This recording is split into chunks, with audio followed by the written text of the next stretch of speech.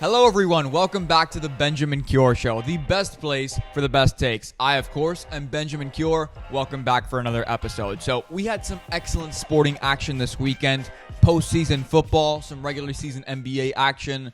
I think we can all agree the officiating across all sports for the last week to 10 days has been a little bit questionable, and I'll get into that as well. But it is not, spoiler alert here, it's not going to be the reason that I attribute losses to either team. So let's start first by kind of setting the tone.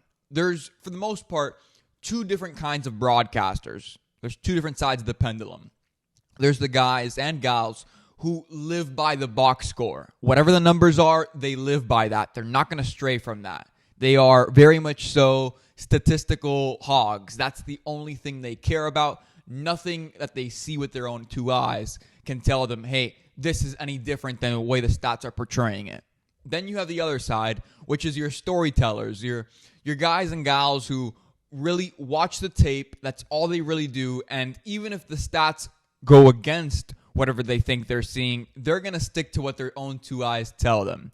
They are in love with the actual game. And then the best of us, I think, try to walk that line in between. So today, I'm going to be honest, we're going to venture more into the storytelling side. Of course, there are plenty of statistics and third down conversion rates and first downs and running and how many times they blitz the quarterback. There's all those stats that can tell you, hey, why did these teams win, succeed, or why did they fail and lose? But this weekend, honestly, this feels like one of those weekends. This is where guys like myself make their bread and butter because it's almost like a full circle moment across all sports. The things that are considered cliches that we say all season long come to fruition here across all the games. So let me start first with the big game of Sunday night, the Chiefs versus the Bengals. Now, I do want to start off with the officiating. Look, the officiating was awful. I get it. If you're a Cincinnati Bengals fan, you have every right to feel angry this morning. You don't have the right to feel cheated. I will say that. A lot of people online talking about the games being rigged. Look, in the history of sports being rigged, you can look back to all of these in the NBA long before my time, or even recently with the UFC event. What is the common denominator in all those events? They're not big time events. When they were betting on NBA games and refs were fixing games, it was on games that no one was watching. In the UFC, it wasn't a massive pay-per-view card with Conor McGregor or Nate Diaz or George Masvidal. It was a UFC fight night. It was an ESPN Plus subscription. That's all it was. You're not going to, if people start calling for officials to, saying that they are fixing games, it's not going to be in the biggest moments of the season. Those kind of guys are betting on the games that no one's watching. So I don't think that was the case. But you do have an argument here to say, hey, the officials messed up. They did. But I don't want Bengals fans out there acting like it was all Bengals all the way, or that the refs were all Chiefs all the way. That's not the case. People seem to, this is where I wonder, are people really watching the games? Do they forget the game's on and they tune in the fourth quarter? Or they just pay attention to their social media feed and refresh on Twitter? Because if you watch the game, that first half had plenty of opportunities for the Kansas City Chiefs to go up big, and those plays were nullified by penalties that went against them on their two biggest plays. A touchdown and I believe a kick return. And then there was the touchdown that was also reversed, I think, in the second quarter. They had plenty of plays and sequences that did not go their way because of officiating. Only in the second half did it flip to the other way. So I don't want to hear about, the league wanted Patrick Mahomes in. Patrick Mahomes needs all the help in the world. On the contrary, let's talk about the actual play on the field now. Patrick Mahomes, very underplayed this weekend. Everybody knew about his injury going into the week, but it was funny. On Sunday morning, I decided to go ahead and Google, hey, what's the injury report looking like for this game? Let me tell you, for both teams, I'll be fair here, both teams were extremely weakened, and it was an underplayed story how weak these teams were, how beat up they were. This was not the best talent on the field for this game, for the AFC Championship game at all. You could tell. But to say that Mahomes needed all the help in the world, Mahomes proved on Sunday night why he is the best quarterback in the NFL. And that's not taking away from Joe Burrow. Joe Burrow is great situationally. I think he's been so good all year. He is setting himself up for a massive extension this offseason, which will probably be more team-friendly than people would expect, he is going to want to build a team in Cincinnati for a long time. And because of that, he'll be willing to take a pay cut. But Patrick Mahomes proved why, undisputedly so. He is the MVP, and he is the best quarterback in the league right now. Not taking anything away from Joe Burrow, but the story here matters. Mahomes has never beaten Joe Burrow, has lost to him 3 times in a row, going into his own stadium, feeling like the betting underdog. The narrative the entire week being, even if Mahomes was healthy, they wouldn't win the game. The Cincinnati mayor going after them. Eli Apple talking all week. All the guys talking about Burrowhead. I mean, all of these things. Mahomes being hobbled. Mahomes not being Mahomes. He's on one leg here. And then you add in all the injuries that they faced throughout the week and during the actual game. I put together a list here, a combination of guys who were on the injury report throughout the week and then went down during the game. Patrick Mahomes was without these guys being 100%. Mecole Hardman, Willie Gay, himself, Mahomes, Jerick McKinnon was not 100%, Kadarius Toney, Juju Smith-Schuster, Jalen Watson, and his number one option, Travis Kelce. Not to mention the injuries to the offensive line and those guys who got banged up. Mahomes was throwing to, not a knock on them, wide receivers that we had never heard of. Andy Reid was throwing in guys from the bottom of the roster, second, third, maybe even fourth string guys to go out there and catch passes from Patrick Mahomes in the biggest moment of the year. For Mahomes and Andy Reid to do what they did to win that game, to inch it out, to win like that, knowing what they were up against, the narrative all week, and the actual injuries that they were dealing with. Look, Mahomes, now that he's going to the Super Bowl, good for him. He's going to need these 2 weeks. He's going to need every second of it to recover because his ankle, clearly, as we saw at the end of that game, was not at 100%. When he had to do one of those opposite shoulder throws and he was looking back and he was backpedaling and he landed on it a little awkwardly, you could tell it was not perfect. It is so hard to not overreact to what Mahomes did yesterday because people say, oh, they show him favoritism. I think sometimes, and I witnessed this with Tom Brady growing up, people grow bored of greatness and they're so ready to crown the next guy. So many posts, so much trending stuff about Joe Burrow being the guy. And trust me, I like him a lot. But on an equal playing field where it's just one-on-one, you saw who was the better guy. You saw who could take over the game despite not having anyone. I know that Joe Burrow had a injury-riddled offensive line. I get it. But for the most part, he did have Tyler Boyd. He did have T. Higgins. He did have Jamar Chase. He did have P. Ryan. He did have Joe Mixon. So I know the offensive line wasn't there. I know Tyler Boyd for a portion of that game wasn't 100%. He was sent to the sidelines.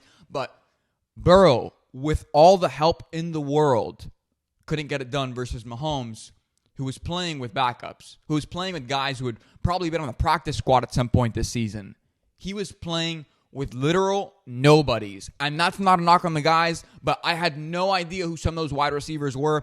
I don't think Tony Romo knew either because he was struggling to find the names on his roster when he was talking about those guys out loud. What Mahomes did yesterday cannot be overhyped or understated. That was an incredible game, and it proves to me why he is, as I've said all year, he's the MVP, and this just feels like it's his season, like it's his year. He's been to the Super Bowl 3 times now in 5 years. He's due. That's the way I see it. He was due for a Super Bowl appearance. He has been lights out all year after being told that he was going to see a massive drop-off in his production, losing Tyreek Hill to the Dolphins. Now, the Chiefs really are building a dynasty here, and they still need to win this Super Bowl and then another one to really make it a dynasty, but they're showing you signs that they are building up to be something special. They've got plenty of draft picks. They did excellent in this past draft. Did you see how many rookies there were on defense and on offense? How many first-year players? They're not paying Isaiah Pacheco. They're not paying half of those DBs. They're not paying some of their defensive line. This is a team that is built for now and has a very bright future, and it goes to show you how they're thinking. They're in this for the long haul. They're not in this to be good for 2 or 3 years. You saw the Hunt family on the podium yesterday, how excited they were. They know they've got a star in Patrick Mahomes. And quite frankly, Patrick Mahomes, now looking back at that contract of $500 million, is a little bit underpaid. He has been so good for them. He comes up in the biggest moments. We feel like he's always kind of injured towards the end of the year. That's something to look out for that I don't love. As someone who's watching the game, I wouldn't love to have a quarterback who is constantly nicked up, but he finds a way to succeed in spite of all of that, and that is an incredible story. So, like I said, a lot of injuries to both sides. I feel like it was underplayed. I'm not taking anything away from Joe Burrow, but this really does show you the pecking order here. Mahomes is still number one. He never lost that spot. And Joe Burrow, although we love him, is a very solid 2. And he is miles ahead of anybody else below him, like a Josh Allen, like I've said all year, or Jalen Hurts. But there's an order here. And Mahomes is the number 1 guy in the league. No one can take that away from him. Can I just say that I am honestly so glad that the NFL scheduled these weekend games the way they did? Because, I was excited for the Chiefs-Bengals game, and I wish it would have been sooner. But now in retrospect, thank God it was in the afternoon. Because if I would have had to have watched Patrick Mahomes and Joe Burrow battle it out at 3 o'clock, and then I would have had to have watched the absolute clunker of that Eagles-49ers game, I would have been spoiled from the previous game, and I would have been so bored and just out of it during that second game. So let's talk about that first game, the Eagles-49ers of the weekend. Big one. And once again, this is where things come full circle. You get a little more clarity, as painful as this loss was for 49ers fans. So clearly, Eagles are a lot better than most people thought, including myself. Their strength of schedule might have been a little bit deceptive. A lot of people, including myself, wondered, hey, do they really have it? Are they really this strong? Their opposition hasn't been great all year long. Will we see them get exposed? That question was put to bed. They have clearly the best remaining roster in football by far. They had the best roster as a whole this weekend, if we're being honest, especially when you take into account how thin the 49ers were. And I tweeted this out. You can't help but feel for the 49ers and Kyle Shanahan. The things that they have had to overcome, the adversity that they've faced this year, and they've overcome it. I mean, they've done amazing. They made it this far with a third-string quarterback. During that game, they debuted a fourth-string quarterback. The fact that they made it this far is a miracle, but it does provide a little bit of clarity. I'm the first one who always comes on this show all season for weeks, and I've told you the reason I think Kyle Shanahan is the second-best coach in the NFL behind Andy Reid is because his scheme is so unique in today's NFL because he doesn't need a superstar quarterback to win games or put up points or gain yardage or put his team in the right position. Now you see in the postseason, it's just not enough.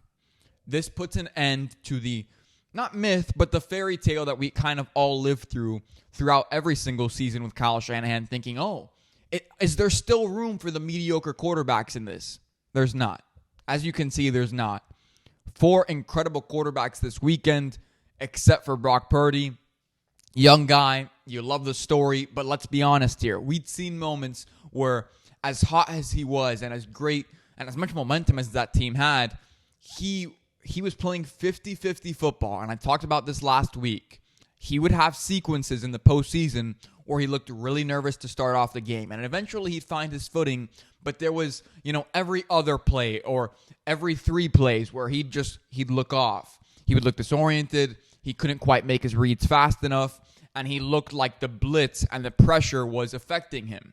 And that really showed today, not today, but it showed over the weekend. And even though he was injured, you saw it early on. You saw that 50-50 football. You saw the nerves get to him. And I can't help but wonder if, as a matter of fact, I know this. I know for a fact that Tom Brady was watching that game yesterday and felt a sigh of relief. Because this morning, he can go ahead and call Kyle Shanahan or send him a text and say, hey, Kyle, how's it going? I'm really thinking about my next destination, and I'd love to meet up with you guys and see if we can make this work out. For years, we've heard about the rumors, Tom Brady to San Francisco. The conversation first began, a long time ago when Jimmy Garoppolo was still on the team, and how Jimmy Garoppolo ended up getting traded from the Patriots to the 49ers. And some people thought, man, I wonder if Tom Brady might be a little bit jealous about that. He wishes he could go to his hometown. We even heard these conversations during the offseason, the first time he was a free agent with the Patriots before he got to the Bucs. It was the Raiders was the conversation with Gruden. And we heard the story later on from Dana White about that whole situation. It was the Miami Dolphins, which we've come to learn was a real, genuine conversation that simply fell through. And we knew the Bucs were involved towards the end as well. I think it's time to revisit that. I think Kyle Shanahan and the 49ers now know and totally acknowledge in the back of their minds, look, Trey Lance had a lot of talent. He didn't work out. Brock Purdy was great for us, was lightning in a bottle. That's not sustainable. He's a smaller guy, and eventually people are going to figure him out. We're lucky that the schedule wasn't as difficult or as demanding as it could have been and that we made it this far. But we've got an aging team here, a lot of big contracts, a closing window. We've got to get someone in this building who can help us win. And I know people may question whether or not a 46-year-old Tom Brady is the solution. I don't question it at all. I think Tom Brady is the perfect guy for that system. I think Tom would have to... It'll be uncomfortable to start because Tom, if he does join the 49ers, will need to use his legs a little more. You see the bootlegs, you see the options. You saw how Purdy's athleticism was so influential and was so helpful to the 49ers offense when they needed him to be. Tom, in that sense, is going to be a little bit uncomfortable. He's going to have to use his legs a little bit more than he's used to, and that will come with growing pains if he does join them. But the fact of the matter is, the 49ers know, Kyle Shanahan knows, look, we've got a lot of big contracts here that eventually, we're not going to have these guys forever.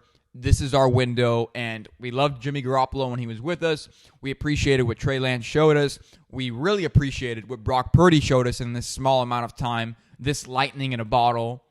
But it's time to get realistic. It's time to understand, look, we need a guy who understands the system in and out, who is disciplined, who will do exactly what I tell him to do, and will just be a great distributor. Tom Brady is the best ball distributor on the market right now. As much as I like Derek Carr, you know that Tom Brady is the guy if they want someone else in that quarterback room. And luckily, you don't have to make too many changes. Tom Brady is not going to demand $50 million a year. You can afford him. You can afford to pay the $25 to $30 million that he wants. He might even be willing to go a little lower than that. You don't have to worry about Trey Lance or Brock Purdy because their contracts are so minuscule. Even Trey Lance's, you can pretty much eat that. Brock Purdy's, if we're being honest, for a starting quarterback in the NFL is a joke. It's, I believe, $800,000 a year. He was the last pick in the draft. They're really not paying him anything. They can work around that. And so much for Jimmy Garoppolo. He's a free agent. They're not going to pick up his forget his option. He doesn't have one. But they're not going to pick up where they left off. They're not going to say, hey, Jimmy, come back. So Jimmy Garoppolo is going to be a free agent. And that kind of solves things for you. And we know that Tom Brady will enjoy playing with Christian McCaffrey, a guy that he can drop the ball off to if he's ever in doubt. He'd love to have a weapon like that in his backfield. We know that he'll enjoy playing with Brandon Ayuk, who's a speedster, a scrappy guy. We know he'll enjoy playing with Deebo Samuel, who's a tough guy, big body. And we know he'll love having a tight end to come in and run those routes over the middle, very Gronkowski-esque in George Kittle. So it seems like the perfect solution. We now know what their plans are moving forward. At this point, right now, January 30th, 2023, I'd be shocked if Tom Brady is not a 49er by the start of next season. I think everybody admits and knows in the back of their mind, hey, it was a nice run. We like what we had with Brock Purdy. It's time to get serious because, quite frankly, we're running out of time. Growing up across all sports, in football, in basketball, I always rooted for the stars, the superstars, the big guys like LeBron James and Tom Brady. I never really felt an allegiance to teams, however. And, I would root for them occasionally, but it wasn't anything hardcore. And I think till this day, that's really helped me stay just, stay disciplined, not to, overstep my boundaries. I don't feel any hometown bias for my teams, and I don't feel an allegiance to any of these other teams that I've rooted for the players of throughout the years. And so when I was growing up, one of the things I was told a couple times was that I would fall in love with my players, and I never thought that was the case. But that phrase helped me to look around the league and say, hey, that is it's a common syndrome. Are there GMs, are there coaches, are there owners who fall in love with their players? The answer is yes. Jerry Jones is the number one guy who has fallen in love with his players, and it's going to hurt the team now. It has hurt the team, and it's going to hurt them moving forward.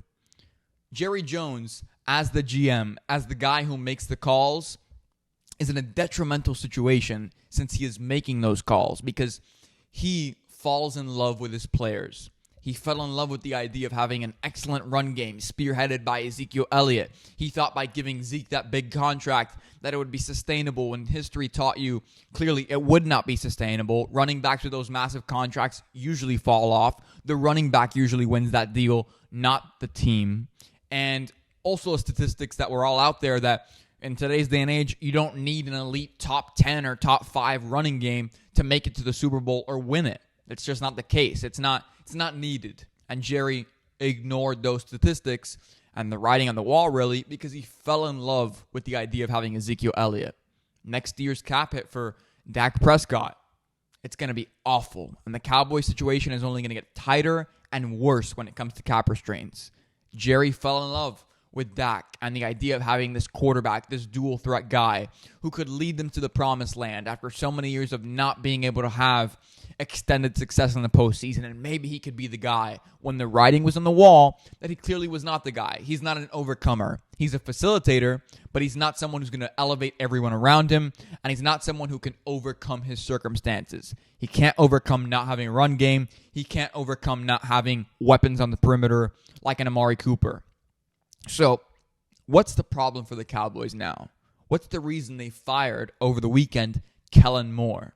Unfortunately, I hate the move, and I think it just shows you and reassures you of everything that I've said for months in this show. Kellen Moore has been selected as the fall guys for the Cowboys.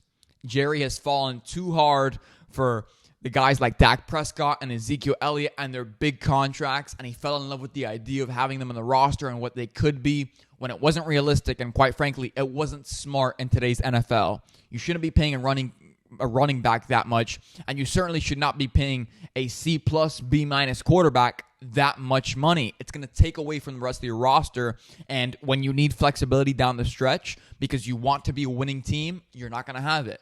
Who did they end up signing? Not Odell Beckham Jr., not one of these interesting guys that were, potentially on the chopping block during the trade market.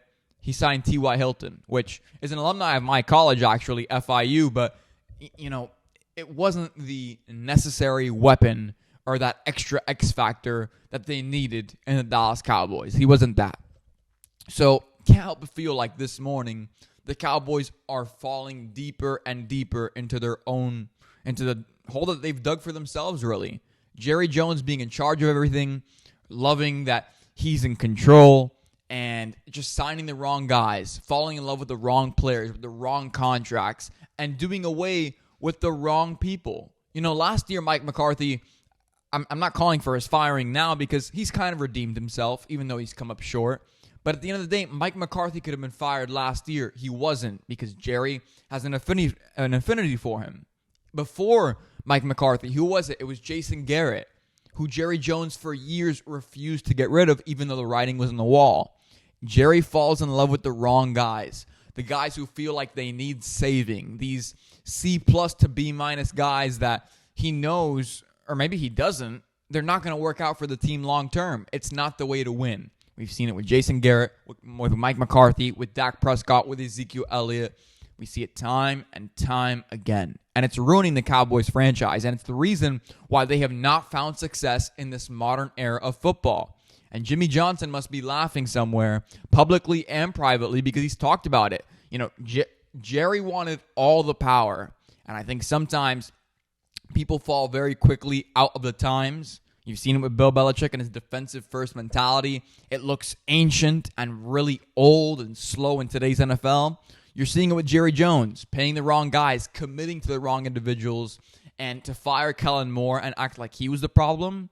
Last year, Kellen Moore was considered an offensive genius. So many people wanted him to be their head coach, and they wanted him to audition and try out for those head coaching opportunities, and it didn't work out that way. But now, a year later, we're going to say that Kellen Moore was the problem in Dallas. Sure, that last play call was a little bit interesting, the one to close the season where Zeke was lined up at center and you had the offensive line outside and the fast guys in the perimeter. He was just trying to get creative. There was no way the Cowboys were going to win that game anyways. He was not the problem. The problem is being limited and committing 100% to guys who can't take you to the promised land. Mike McCarthy, good coach, has certainly redeemed himself after a very ugly exit from Green Bay, but he's not one of the top 5 head coaches in this league.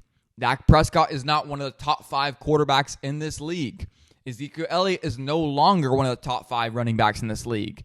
You're paying guys, you're committing to guys who simply don't have it anymore, or quite frankly, never had it. And it's a problem, and it just goes to show you how far down the rabbit hole Dallas is, and I don't think in my lifetime they'll get out of it under Jerry Jones. I think he should sell the team. He never will, but I think he should, and that's the only way to really fix this team. They're in too deep. So over the course of this show, I'd say that I've been more fair to Jets fans than most sports broadcasters out there. I've given them their props. For months, I've talked about how excellent their roster is as a whole, how they're really just missing a few key components. And the Jets are in the news right now big time because of the Aaron Rodgers trade talk. And a few months ago on the show, I've said it for a couple of months now. The Jets really just need a quarterback. They've got an excellent defense, excellent run game, some young, formidable weapons in the perimeter and Garrett Wilson and the others, but they really just need a plug-and-play quarterback, and they'd be an instant Super Bowl contender. Now, I talked about how you could plug in pretty much anyone in the free agency market, like a Jimmy Garoppolo or a Derek Carr would be a great fit for them. But recently, the Jets signed they signed former head coach, now offensive coordinator for them, Nathaniel Hackett. And the move pretty much, it signifies that the Jets are essentially hoping that will attract Aaron Rodgers to them, and that will be his landing spot. So, a few months ago, I'd said, hey, Jets, go out there and just get any quarterback. Now I feel like I need to rephrase that. Not any quarterback. Not just any quarterback is going to work. I don't love the Jets going all in on Aaron Rodgers right now. I don't. I mean, what are the Jets? The Jets are essentially a very talented, very strong, but very young team. There are a lot of guys on the defense in particular that they're not paying right now. Well, what happened in Green Bay? Aaron Rodgers spent the entire offseason away, doing his own thing, not in the facility, not training, not working hard with his young wide receivers, and actually, when he was there, openly criticized them and their inability to get the ball rolling and to fit into his style, and was criticizing them openly for the world to see. And I talked about it on this show. What makes you think that Aaron Rodgers is going to go to the New York Jets, to New York City, the Big Apple, the media capital of the world, and that he's going to just say, oh yeah, this is a great young team around me? Aaron has never been a Peyton Manning. He's never been an Eli Manning. He's never been a Tom Brady. He's never been a Drew Brees. He has never been the kind of guy to go to the podium and give props to his teammates, take the blame when necessary, and then kind of move on and keep it quiet. He has never been that. He is, especially as of lately, wanted to be the guy in the headlines, wants to be the guy calling the shots, wants to be the guy that's calling everyone else on the team out.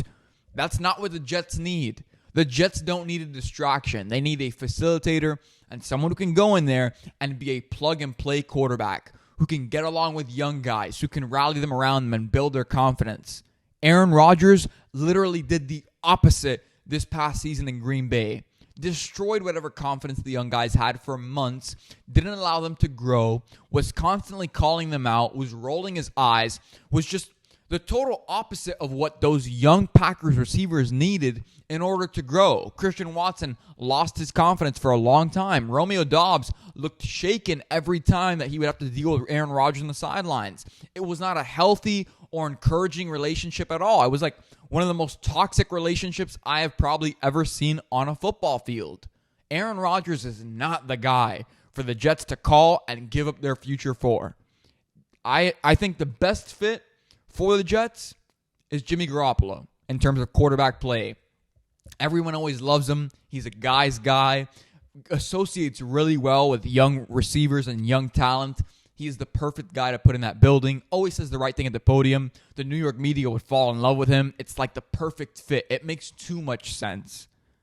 Aaron Rodgers is not what they need. That would be a historic flop if they go after Aaron Rodgers. I'm calling it right now. In that division, with the kind of mentoring that he would need to do with these young guys, it's not going to work out. That's not who Aaron Rodgers is. Aaron Rodgers is not a teacher.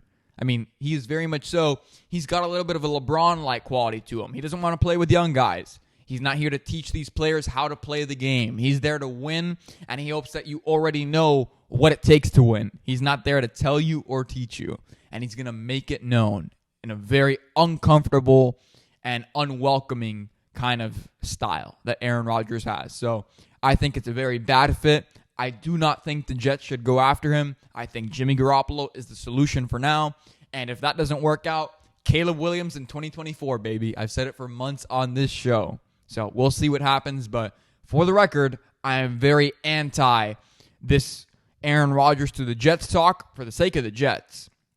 Aaron Rodgers would get a kick out of it. He'd love the New York media market, but the Jets will not get a committed, nice, welcoming, mentoring guy in their quarterback. He is far from Tom Brady, and he's even farther from Jimmy Garoppolo in terms of that I'm going to put my arm around these guys mentality that a guy like Jimmy Garoppolo has shown in the past. Aaron Rodgers has shown you anything but.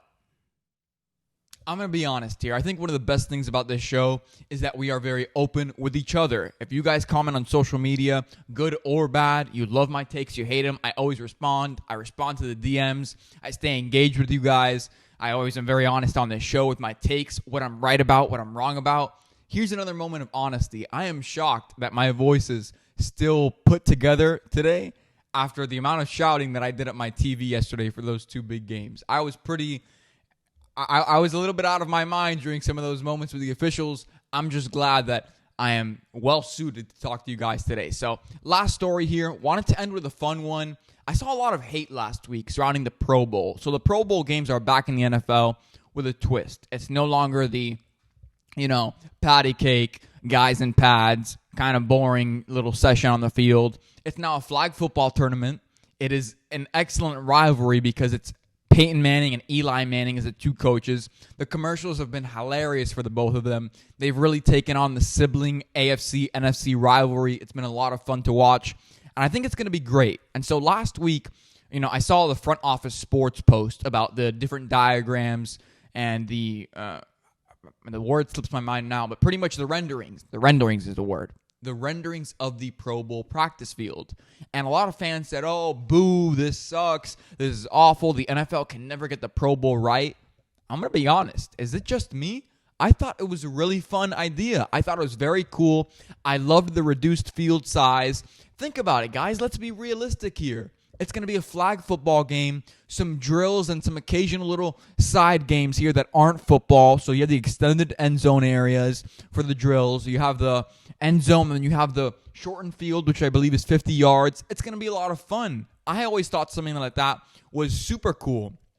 As a matter of fact, when I've been to the ESPN headquarters in Bristol, and I've been to the office in New York at Pier 17. I've loved every moment of those tours.